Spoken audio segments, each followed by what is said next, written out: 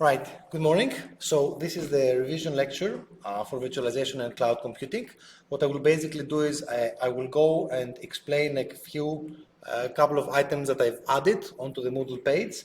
I will go through the module in general. I will recap the logbook and I will explain how the in-class assessment will run, and also show you a couple of things about the exam as well. All right. So if you go on Moodle, if you look in assessments and support materials, I have created a couple of new items. So you will find the logbook submission Dropbox and the late submission Dropbox. Okay. Obviously, if you're submitting on time, by the time of the deadline, which I think for you is the 11th of May, 11 o'clock at the night, then you need to click on the first one. And then if you're going to be submitting late, then you need to submit on the second one. If you try, so the assignments have a cutoff date and time. So at 11 o'clock on that Thursday at night, the normal submission inbox will stop accepting submissions.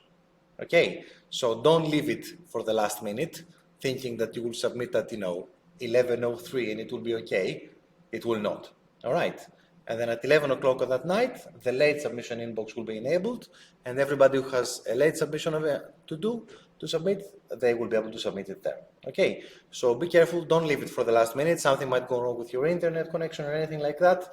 I'm sure you've heard all of this before. All right, try to submit your logbook, ideally, as soon as you're finished with the assessment in the lab. So the assessment in the lab will happen on the Wednesday and Thursday, the 10th and 11th of May. So I have put some instructions here on how this whole thing will run. You need to come into the lab in your normal allocated time slot, and you need to be sitting on your computer. All right, same computer as you're always sitting on and working on. You need to have your logbooks completed and open for me on screen. So what will happen is I will come and sit with you for about 5 minutes each. I will scroll through your logbooks. If I see something that I generally don't like or it seems inconsistent, I will turn into the computer and I will have a look at the computer, at the files there. Okay, so if you have, for example, a service that you're claiming that is working, but the configuration file regarding that service seems to be wrong, then I will check to see what is actually happening on the computer. Usually, it's the case that you have had a problem, fixed it, and simply forgot to update the screenshot on the logbook. So make sure you check that, and make sure that in the logbook, if you do include a section for items that didn't work and you fix them eventually, make sure that you include the finished, completed, correct configuration file for that service. All right. So you will need to have your logbooks on screen. It's a good idea to have your virtual machines running as well. Now you have used VirtualBox and VMware Player, and you have also set up OpenNebula. I have a few of you that had problems and had to do OpenNebula on a second virtual machine. All right, so if that is the case, okay, so there's very few of you that have this problem. If that is the case, then you need to have your VMware and VirtualBox running, and then suspended your OpenNebula virtual machine. So if I need to go in and have a look, then I can have a look. I have also had situations where I've had students that their previous virtual machines have crashed at some point. Okay, but I will have already spoken with those students, and I will know about this. All right, so if this has happened to you, so don't worry. I have a little note on my little attendance sheet saying that, I don't expect to see VMware and VirtualBox virtual machines from this particular student. All right. Now, the rules regarding the submission itself are the Turnitin submission inbox will be with a deadline of 11 o'clock on Thursday the 11th. However, the actual real submission really for the thing is in the class. So you need to be in the class with your logbook completed. All right, ready for me to check it and give you a mark there and then on the spot. All right. You are allowed to make small alterations to your logbook if you think that something is missing, or especially if I pointed out something to you that was wrong and you can fix it and so on during the assessment, then that's fine. What I will not accept is you missing entire sections, entire lab sessions, entire lab sits on the logbook on the day, and you tell me that, oh yes, I will do this by tomorrow when the deadline is. All right. The real submission, the real assessment for your work for the logbook and the computer is on the day that you will be in the lab. I will actually give you a mark. I will tell you what your mark is on the day in the lab. Okay, so make sure that your logbook is as complete as possible when I come and see your logbook on the computer. There are various else-if statements in this with, bold letters. So if you're in the lab and your logbook is not finished, you can still finish your logbook by the deadline is submitted. However, you get marked as late and capped at 40%. So if you're missing entire sections, entire lab sits, you will still get marked as late on the day in the lab. All right. If you are in the lab but you submit your logbook after the deadline on Turnitin, you will again be marked as late and capped at 40%. If you are in the lab but you did not submit a logbook at all, then it's a non-submission. So it's very important that you submit your logbook as well as come to the lab. And I highly recommend that you submit your logbook right after I'm finished with you in the lab. So there and then in the lab, I come and sit on your computer, read your logbook, give you a mark. And unless I tell you, you should really change this and I will give you mark whatever, then you shouldn't. I fixed it. You fixed it. Yes. Thanks. So do that. Make sure you have your logbook with you. And once I'm gone from your desk, then please submit it on Turnitin. All right. If you do not come to the lab, and I do take attendance, all right, even if you submit your logbook on time, you will get marked as a non-submission. This is the cheater's favorite way of submitting. Yes? If someone hasn't done the work on their computer, they will just submit the logbook usually, experience says from past years, and then just say, oh, I submitted on time, that's it. All right. The real assessment is that you come into the lab and I look at your work and so on. Pertinent to that, if I do see something that's weird on your logbook, please remember I've been doing this for 16 years now. I will ask you a bunch of questions and I will expect that you can explain absolutely everything that's in your logbook. Okay? So, if somebody has helped you with the work and the logbook, at least make sure that you understand everything that's happening. I really don't care if you didn't do the logbook 100% yourself. What I care is that you learn. All right. And if you can explain something in the logbook, it probably means that you've learned it, even if somebody else helped you do it. We do help you a lot in the labs anyway. All right. It's part of the learning process and it's fine. But if you come to the lab and I ask you a question and you don't know the answer, that will be an automatic 0. Okay? So keep that in mind. It's better to have a logbook that contains a little bit of work that is correct and you understand it. You have only the VMware and VirtualBox labs, it's a no Open Nebula, but you understand everything that's happening, rather than have everything and I ask you questions and you don't know, and I understand that somebody else did it for you and you don't know what's happening, and you get a 0, because you will get a 0 for this. Okay, it's a plagiarism offense, essentially. To pass the logbook, to essentially get 40% on the logbook itself, you need to have completed successfully and very well, to a very good standard, VMware and VirtualBox. All right. So even if you haven't done Open Nebula at all, you can still get a 40% on the logbook, provided that all of the tasks for Labsys 1 and 2 are complete. All right. If you're struggling with the unit and everything, and you don't understand the material very well, the best option is to try to do VMware, VirtualBox, and the installation of Open Nebula, and perhaps a second LabSit, to a fairly good standard, so that will also get you an easy pass. All right. So, the session lasts 2 hours, and I need to go and sit through all of you one by one. Okay. So you need to be on your computers. You need to be on your computers at the start of the lab. I will start on one corner and make my way across the class in the 2 hours. And to do this, it means that you need to be there and the material needs to be ready on your computer and open and run. So your virtual machines need to be running, your logbook needs to be running, and so on. If I do come and sit on your computer and your logbook is not open, I will leave and I will move on to another computer. Okay? Also, on that day, you're not supposed to get any work done. You're not supposed to have any progress. The lab assistants will not be there. It will be just me.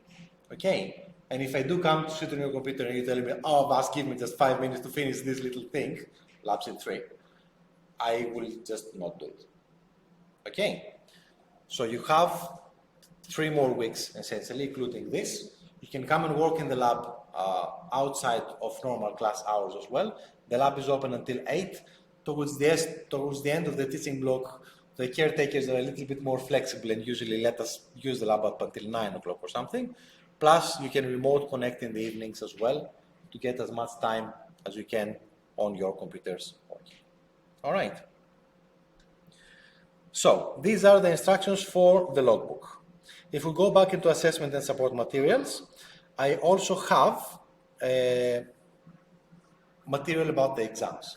So I have a video that is called, Exams Explained.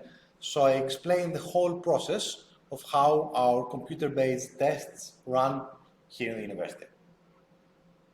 Of course, you're second-year students. You must have done a Moodle exam before, yes? So you all know this, all right? So I won't go into too much detail about this. You can have a look. Our exam will be 50 questions, and you will have 1 hour to complete the 50 questions. All right. I do have, I think I have a mock exam as well, which you can have a look if you like. The purpose of this exam is for you to see what type of questions you will get, rather than see what questions will be in the exam. All right. So one of the types of exams is my favorite puzzle thing. So, you move the pieces into place and everything. It's brilliant.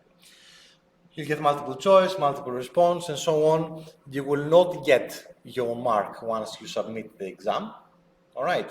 However, you should get your marks published fairly quickly because I do want to finish marking everything and go to Greece in June. All right. So you should get your results probably within the same day of the exam. All right. So just do the paperwork, submit your marks to the office, and you'll have. Okay. So the types of questions that you'll get will be. This is a unique question, really. You will have questions, for example, like this. So there are matching questions. So you need to match the correct terminology to whatever it is, and so on. For some mysterious reason, the navigation panel seems to disappear for me here when I'm running it in a browser.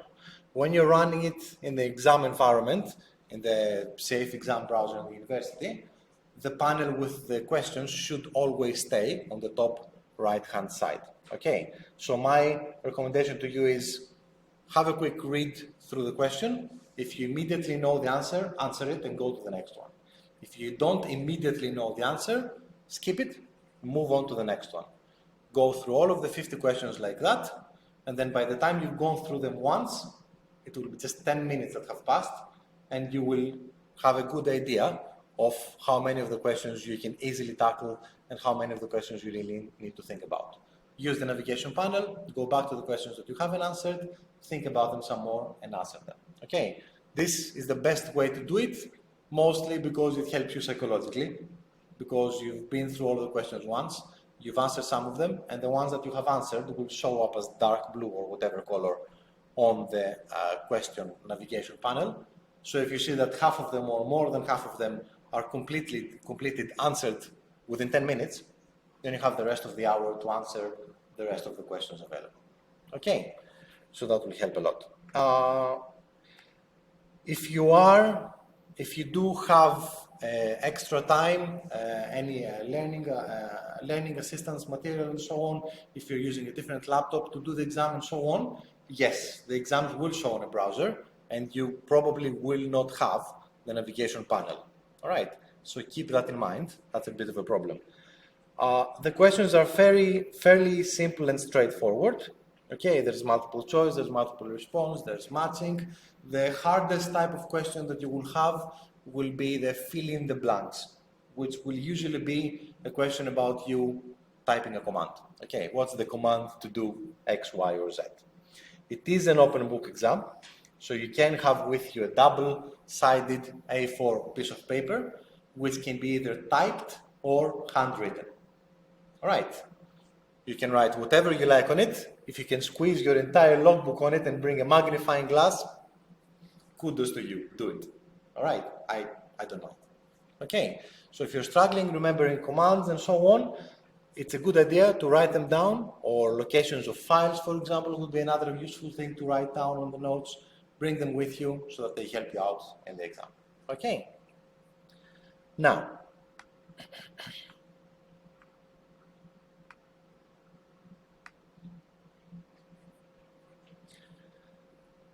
what I want you to know from the work that we've done, I will go through the lab sheets fairly quickly, okay, and explain some of the basic principles that I want you to make sure that you know for the exam. And it's also important to stress those items out on the logbook as well. So if you do some of these parts, it's better to write a small paragraph and explain, I did this for this reason, and so on. All right. So with VMware, for example, I'm not that, so you don't need to worry about the Prometheus preparation. But obviously, this is just logistics in the lab. You don't really need to worry about this too much. I do need you to know how to install VMware Player. Okay, it's a bundle. You need to /download it. You need to change the permissions on it. So all of this is important for you to actually remember. When you're building the virtual machine, what type of options do you get? What are default settings? For example, networking as default is set to NATed, so you need to know these things. The most important on this, on VMware Player, is the networking modes. I want you to make sure that you understand the different modes of networking that VMware supports. What is NAT, what is host only, what is the custom thing that we do essentially, what is bridged mode, which network cards, the VMnet, whatever corresponds to each of the networking modes. So by default, VMware will use VMnet 8 for a NATed network. Yes? So if I remember correctly, there's a drop-down question about this. All right. So I want you to definitely know everything that has to do with networking in VMware, all of the modes it supports. I want you to know what our custom networking is that we've done. I want you to know what our script actually does and how it works. You need to know that the settings for each virtual machine are kept in the .vmx file. So the VMX file is essentially a configuration file that explains the CPU capabilities, the networking capabilities, the hard drive settings, and everything else for any VMware-based virtual machine. So I want you to be able to understand and recognize sections of that file, for example. As for routing OSPF and Quagga, I might ask you, I might show you an ospft.conf file and ask you, is this correct? Or what networks is it working on, and so on. But I think there's only really one question about this in the entire exam. So, yeah, have a quick read through it. As for VirtualBox, pretty much the same principles apply. The networking is very important, so the different modes of networking and how VirtualBox actually handles its networks through the network manager section in there. How easily they handle unattended installations, and that applies really for both VMware and VirtualBox. Okay, so how do they operate by default when you first start it up? What happens? Does it automatically offer an unattended installation? Does it detect the installation medium straight away or not? And so on. There's not too many questions about the settings of the virtual machines and where everything is, the VirtualBox manager, the file host manager, and so on. So don't worry too much about that. As I said, the networking, the different modes of networking it supports, what networking capabilities they give it. So, what's the difference between an internal networking mode and a host-only networking mode, and so on. I do expect you to understand the basic networking principles and CIDR. Okay, so I might give you an IP address or I might give you a subnet mask and ask you to convert it from decimal to binary or the other way around. Okay, so this is all pretty standard stuff that you must, most of you have done on the first year as well anyway. All right, but I do want you to understand what a subnet mask is, what a 25-bit long subnet mask actually means, and so on and so forth. And then we'll move on to OpenNebula. Do read the cloud design with OpenNebula document, all right, because I wanted to explain the basic principles of the architecture of the cloud, because straight away, if we go into this is the question that was on the mock exam test, yes? So I wanted to understand the principles of how a cloud operates, what it consists of, what each of the components actually does, and so on and so forth. All right, so I want you to understand the theory behind OpenNebula specifically as a cloud solution and clouds in general.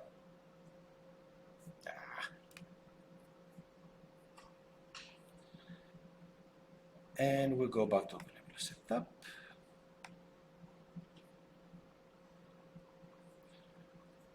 Okay, so basically any command that you find in the lab sheets, I do want you to know what they do.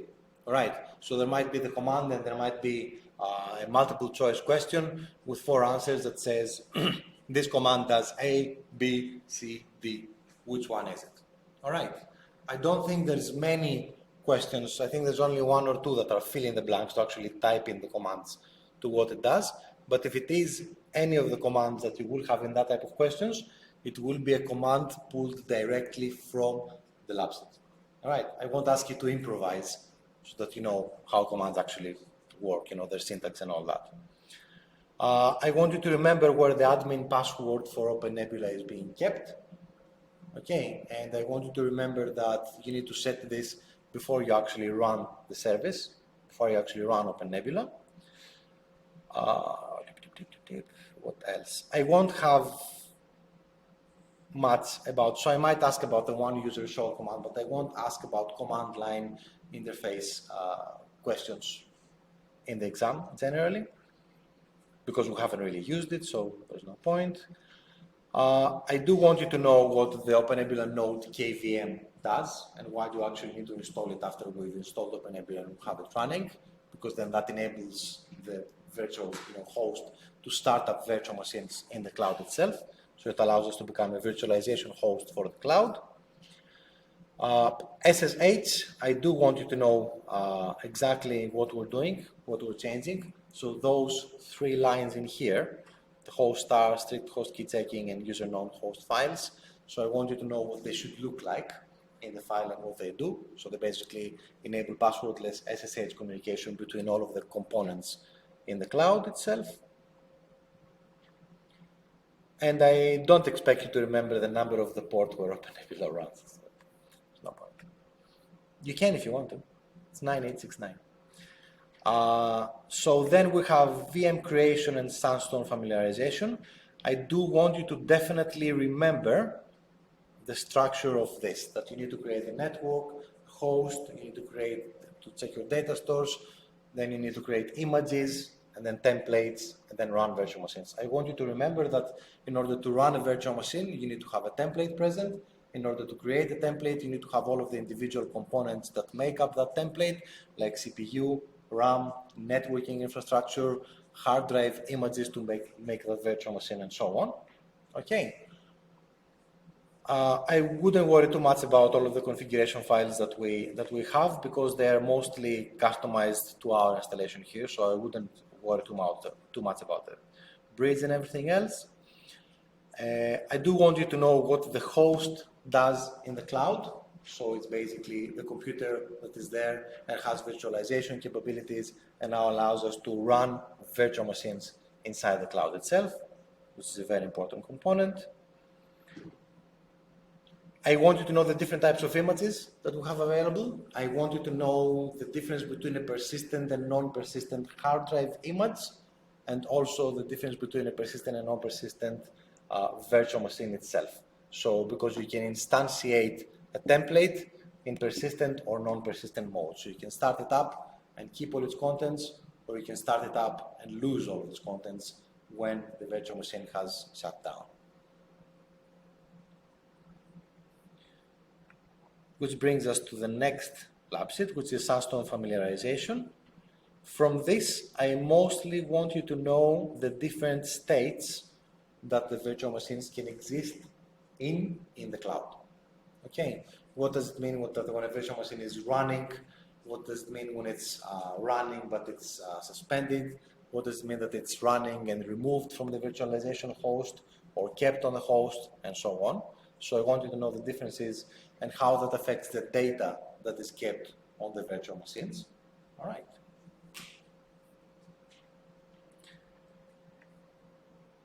And then we have OVS.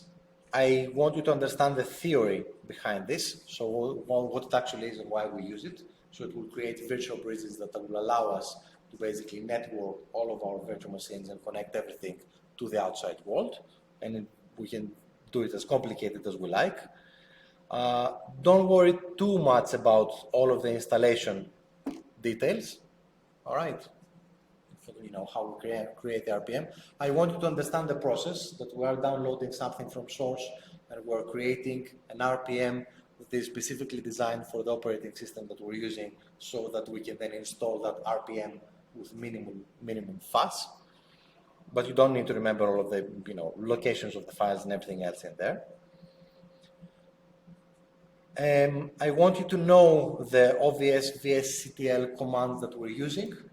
All right, so OVS VSCTL show will basically show all of the virtual networkers that we have available in our system. If we OVS VSCTL add BR, we'll add a bridge. If we del BR, it will delete the bridge. I want you to know that the bridge in OVS consists of ports, and it can have 1 or 2 ports, and they can be independent, or they can be connected onto a bridge interface and send us out through to the internet through that. Different modes of networking, we've covered them and everything. We've covered routing before as well. And that's it. Okay, I will not have any questions on populating the cloud, because really, what's there to ask, yeah? So populating the cloud is essentially you using all of the previous lab sheets in order to put together all the virtual machines and create the cloud that you want to create. So there's no need to read anything from this. Okay. And that's that. Any questions about all this? All right, so we have a couple more weeks to work in the lab. Okay. Again, the Monday students are slightly disadvantaged in this because next week is a bank holiday Monday. So you are missing your lab session. Okay. I'm not sure if the university is actually open and you can come and work in the labs. I will ask, and if it is, then you can certainly come into the lab and use that time and work if you want to, okay, if you're falling behind.